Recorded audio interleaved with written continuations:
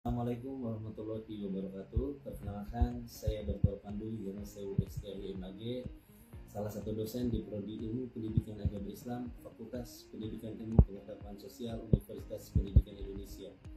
Saya menjadi dosen di Prodi ini semenjak tahun 2010 dan saya mengampu mata kuliah Studi Masyarakat Indonesia dengan bobot 3 SKS. Adapun pada kesempatan kali ini, saya akan menyampaikan tema asal-usul kehidupan beragama dengan metode DII, Direct Interaction dan Assessment. Tentunya ini adalah sebuah metode pembelajaran yang menarik, menyenangkan, dan juga meaningful. Selain itu juga, metode ini akan diperkuat dengan teori dan studi kasus sehingga pembelajaran akan semakin interaktif. Selamat menyaksikan video pembelajaran ini sebagai salah satu syarat administrasi sertifikasi dosen tahun 2025. Baik, para mahasiswa yang saya banggakan, tadi di awal Anda sudah menyampaikan terkait beberapa pengalaman kehidupan beragama ya, dan macam-macam pengalamannya.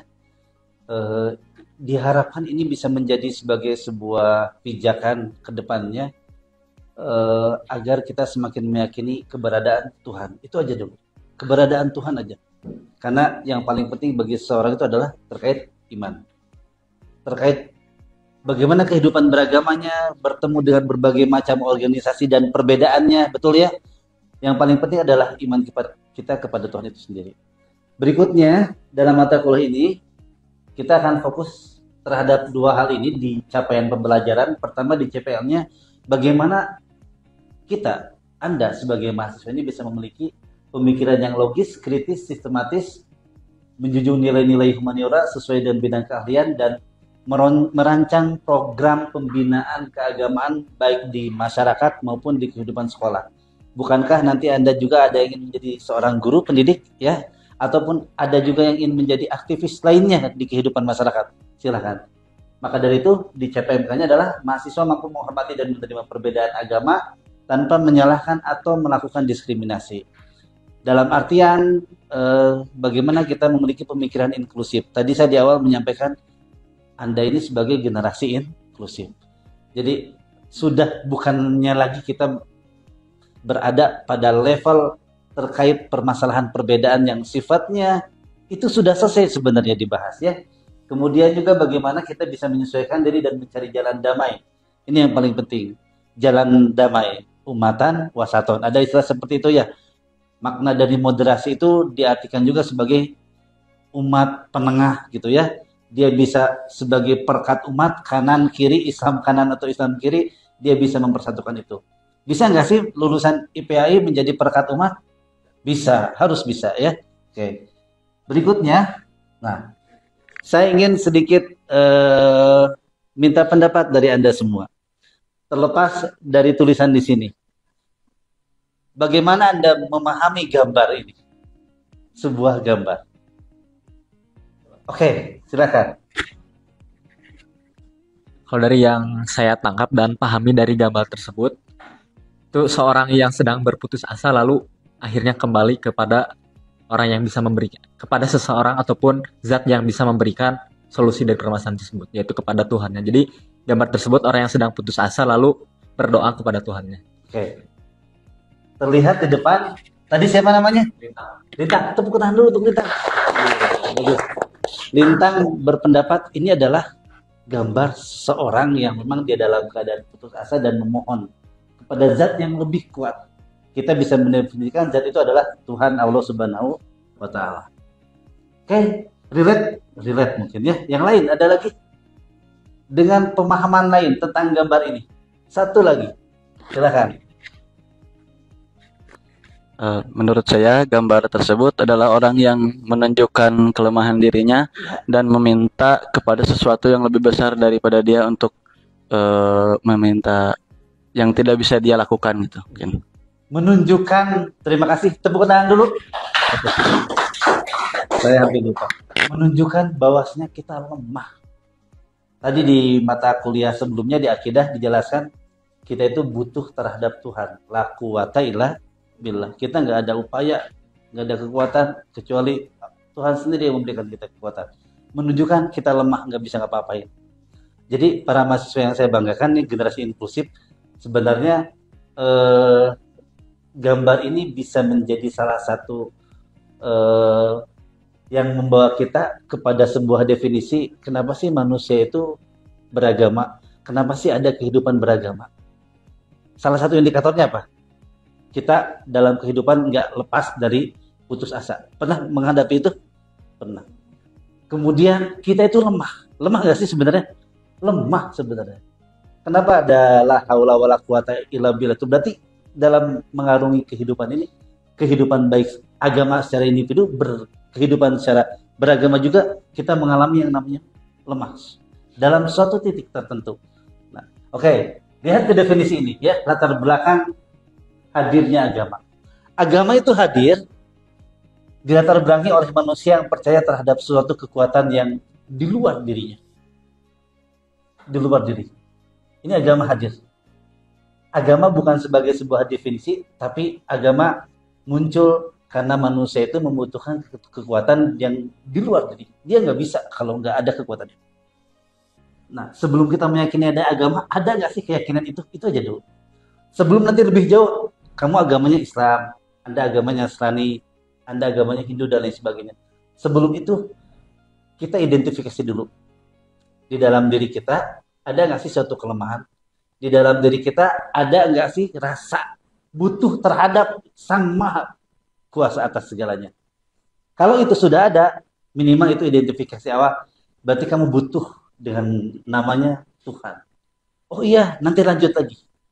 Bagaimana kita mengenal Tuhan, bagaimana kita mengimplementasikan nilai-nilai Tuhan dalam kehidupan sehari-hari. Itu pun demikian ya. Nah, jadi di sini dilanjutkan lagi. Setelah kita mengidentifikasi kepercayaan adanya kekuatan yang lebih besar, kemudian kita mencari cara bagaimana menghubungkan antara kekuatan-kekuatan itu sendiri. Makanya tidak heran sebelum adanya agama samawi, dulu manusia itu menyembah benda-benda langit. Kenapa dikatakan demikian? Karena itu memberi kekuatan. Kenapa sebagian manusia ada yang menyembah bulan, bintang, dan matahari? Karena ada kekuatan. Anda tahu Nabi kita, Nabi Ibrahim? Ya, Nabi Ibrahim itu dikatakan beliau adalah seorang observer dalam menemukan Tuhannya. Sebelum beliau bersahadat, apa yang disembah oleh Nabi Ibrahim? Matahari, benda langit. Apalagi? Bulan, semuanya disembah. Ya, semuanya disembah kan? Yang pada akhirnya barulah sampai pada kalimat la ilaha illallah. Jadi itu adalah kalimat yang sangat sakral. Pencarian itu luar biasa. Kalau kita berbeda, kita itu hidup beragama dan keluarga itu sudah ditunjukkan. Tuhanmu siapa? Allah. Nabimu Muhammad, kitabmu apa? Al-Quran. Tapi Nabi Ibrahim mencari Tuhan itu seperti apa? Apakah Tuhan itu muncul dari matahari? Kalau malam kok hilang matahari? Bulan. Tapi kalau siang nggak ada bulan. Nah, pencarian-pencarian tersebutlah yang membawa Nabi Ibrahim kepada sebuah keyakinan kalau Tuhan itu adalah Allah Subhanahu wa Ta'ala. Oke, di sini saya mengutip beberapa teori dari sosiologi karena yang akan kita bahas adalah tentang kehidupan beragama. Teman-teman mahasiswa generasi inklusif, coba lihat ada berapa di sini? Ada 6 teori dari sosiologi. Teori kekuatan luar biasa, teori jiwa, teori krisis dalam individu, teori batas akal, teori sentimen kemasyarakatan, dan teori wahyu Tuhan. Terakhir ada teori wahyu Tuhan.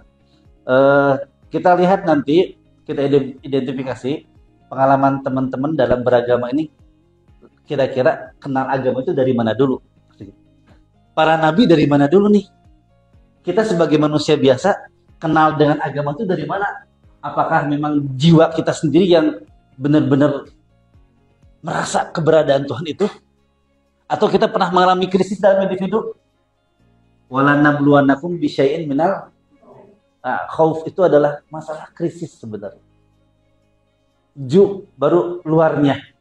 Lapar, kemudian apa? Naqsim minal amwal wal anfus. Balik lagi ke anfus. Apakah kita terus merasa kekurangan asupan makanan dan harta benda, lalu balik lagi kenapa ke kritis ke anfus lagi? Kita tidak pernah merasa cukup dengan makanan dan harta apapun. Ya. Jadi itu sebenarnya ketakutan. Bisyai itu baru, aduh ya Allah, Allah ngasih baru sedikit ketakutan. Bisyai, belum kalau asya gitu ya. Itu baru syai kan, mufrad kan. Kalau zamannya asya, wah gimana kalau Allah ngasih cobaan itu asya minal khauf. Ini baru syai minal khauf. Nah, jadi krisis teori batas akal, hal-hal yang di luar kita. Kenapa ada orang yang masih percaya dengan ramalan misalkan ya? Akal kita nggak bisa ngejangkau apa sih nanti yang terjadi. Kenapa kita pengen tahu hal-hal lebih awal padahal Allah sudah merencanakan. Jadi keponya itu terlalu tinggi gitu ya. Udah ikuti aja skenario Tuhan. Ntar juga surprise-nya banyak kok. Tapi kadang kita pengen lebih tahu, makanya kita nanya sama orang-orang tertentu gitu ya. Sentimen kemasyarakatan ini bisa muncul juga terkait pergolakan yang ada dalam kehidupan bermasyarakat, perbedaan organisasi dan lain sebagainya. Dan teori wahyu Tuhan. Ini yang paling apa ini? Absurd. Kalau Tuhan sudah ngasih petunjuk, kun fayakun, maka terjadilah itu. Baik, para mahasiswa yang saya banggakan, kita akan bahas satu persatu. Saya ingin mengidentifikasi nanti, kira-kira Anda berada di posisi mana ya? Dalam mengenal asal muasal agama dan kehidupan beragama. Yang pertama adalah teori kekuatan luar biasa. Ini Marat ini seorang tokoh filosof. Dia mengatakan keadaan sikap religius manusia terjadi karena hadirnya kejadian luar biasa yang menimpa manusia yang terjadi di lingkungan sekitarnya. Kejadian luar biasa. Seperti apa kejadiannya? Misalkan seperti apa kejadian luar biasa itu? Bencana kan? Bencana alam. Yang lain apa lagi? Kehilangan seseorang. Apalagi yang lain? Coba. Teman-teman bisa masuk UPI kejadian luar biasa nggak? Kenapa luar biasa? Effortnya doa orang tua atau kita yang benar-benar sungguh-sungguh belajar? Semuanya. Luar biasa nggak? Luar biasa. Itu kejadian luar biasa. Bahkan ada yang, saya mah nggak mungkin bisa lulus UPI. Tapi Tuhan berkehendak lain. Kejadian luar biasa yang menimpa kita sehingga kita meyakini, oh iya Tuhan itu ada. Oke, teori jiwa. Edward Bart Taylor dia mengatakan asal muasal agama bersamaan dan munculnya kesadaran manusia akan adanya roh dan jiwa. Ruh dan jiwa. Ini namanya siapa? Fadli. Fadli itu nama dari siapa? Orang tua. Wa nafakhtu fihi min ruhi. Dengar ayat itu? Dan aku tiupkan dariku ruhku kepada setiap manusia yang lahir di alam semesta ini. Udah tahu belum nama rohnya siapa? Belum tahu kan? Saya Pandu. Ini adalah nama saya dari kedua orang itu. Man arafa nafsahu faqad arafa rabbahu. Barang siapa yang mengenal dirinya, maka dia telah mengenal Tuhan. Diri itu adalah nafs, ruh, jiwa kita. Kenali itu.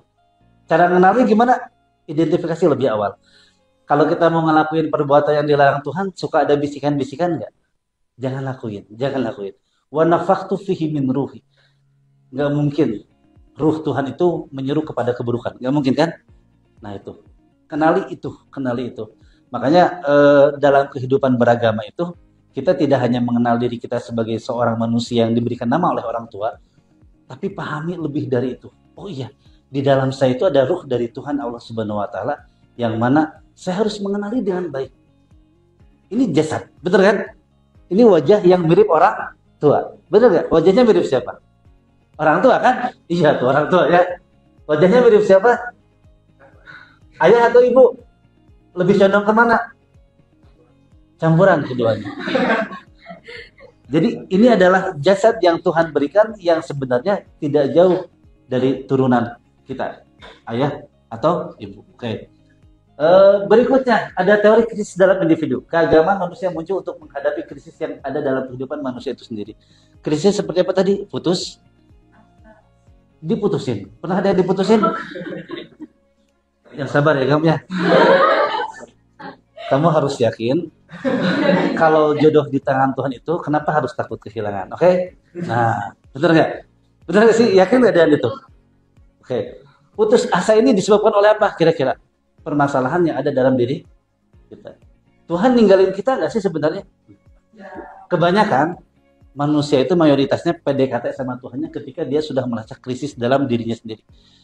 Asli pendekatannya effortnya lebih kuat dibanding ketika dia dalam keadaan Iya.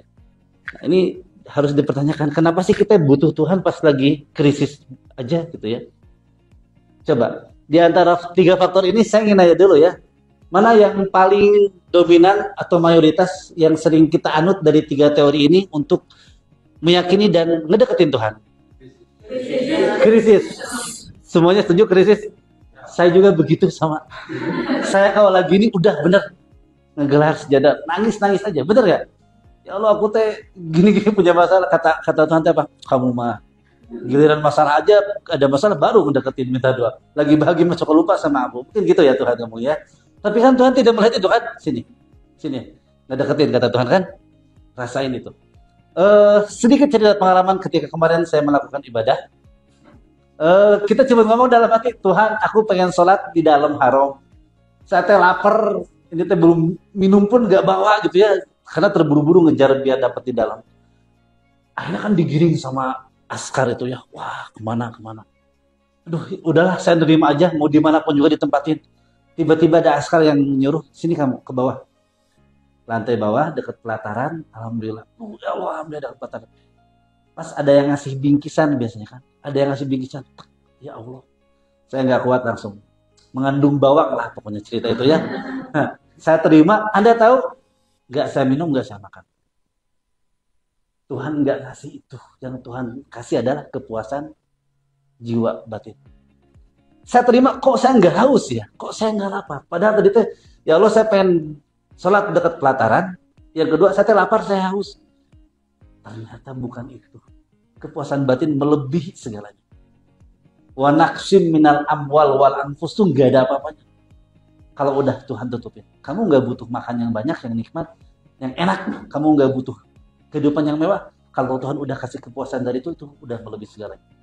Wah, ini berawal dari krisis dalam individu.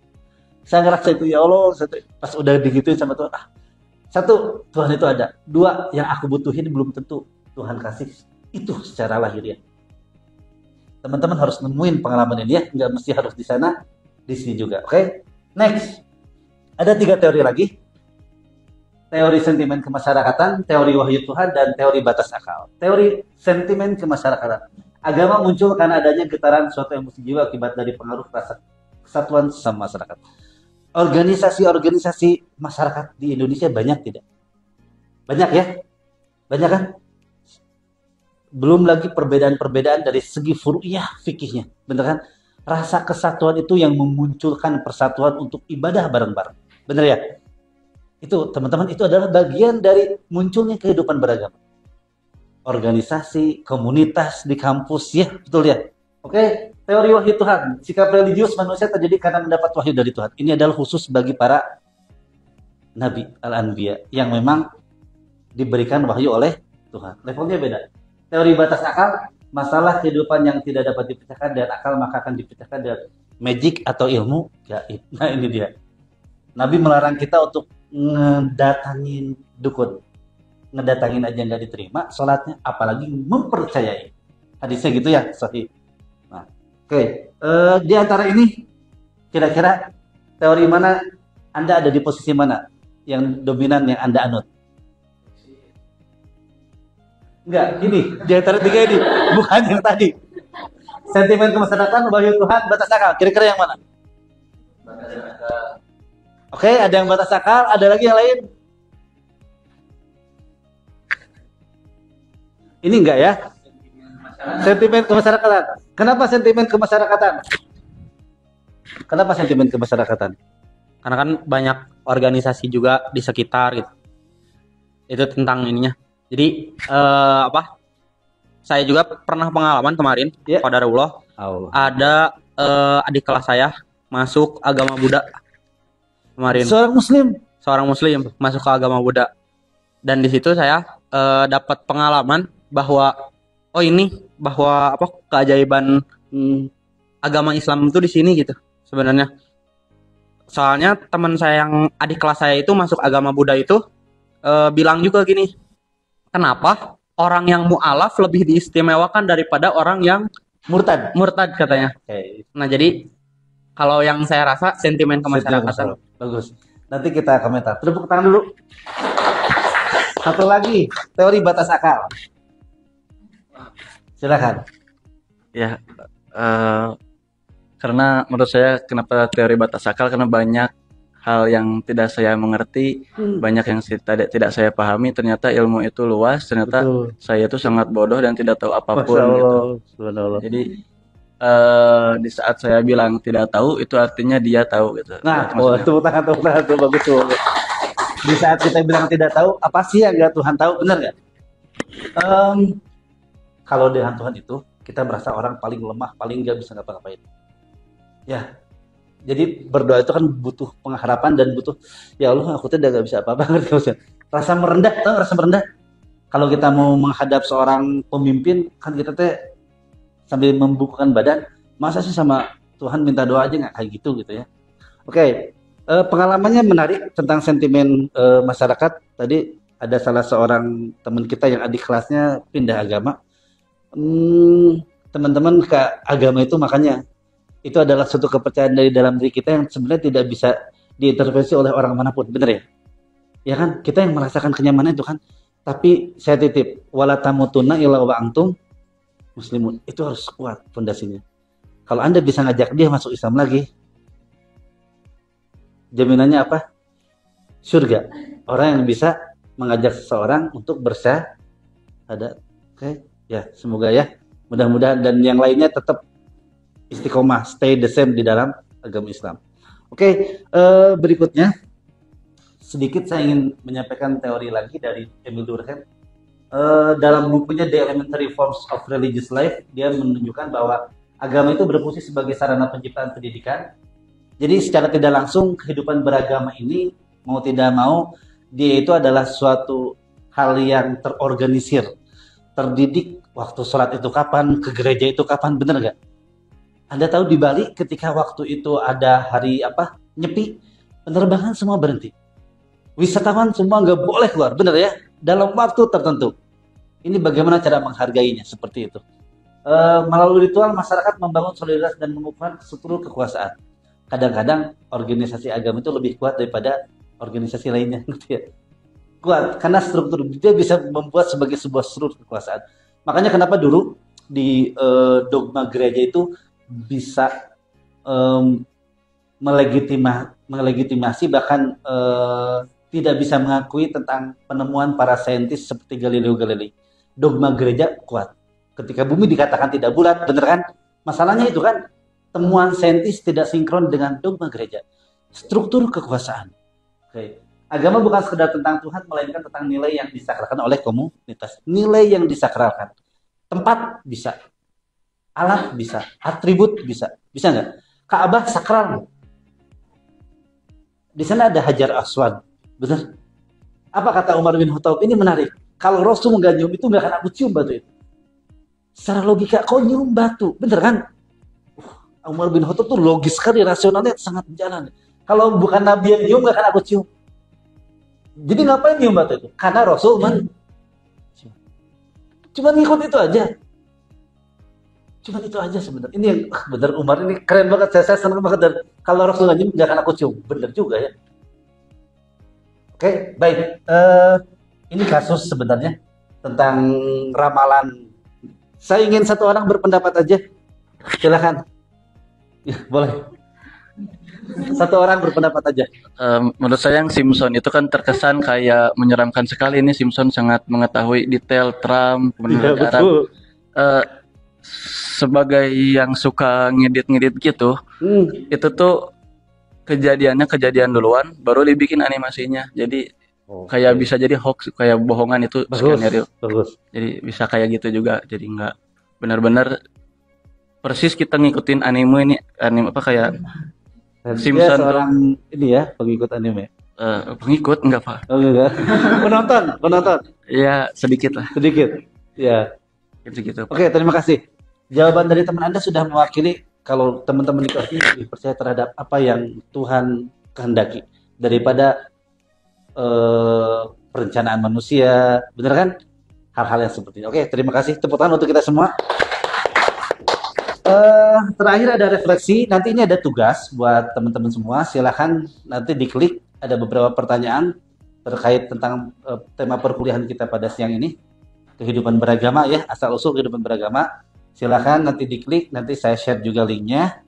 Dan tentunya perkuliahan ini adalah perkuliahan yang saya berharap dari teman-teman semua semakin membuka pemikiran kita, tahu asal-usul kehidupan beragama di negara kita Indonesia, menjadi pribadi yang toleran dan pencinta damai. Itulah slogan kita sebagai generasi inklusif. Terakhir ada sebuah slogan, Tuhanmu lebih mengetahui apa yang ada dalam hatimu. Huwa a'lamu asir wal alaniyah, ya. Yang tertutup maupun yang terbuka, dia lebih mengetahui. Jadi jangan sekali-kali kita bermain apapun dengan Tuhan, dia tahu banget. Tak gini, oh ya Tuhan tahu. Kalau di sana benar, kalau di sana mustajabnya luar biasa. Baik, terima kasih teman-teman semua, mahasiswa yang saya banggakan, generasi inklusif.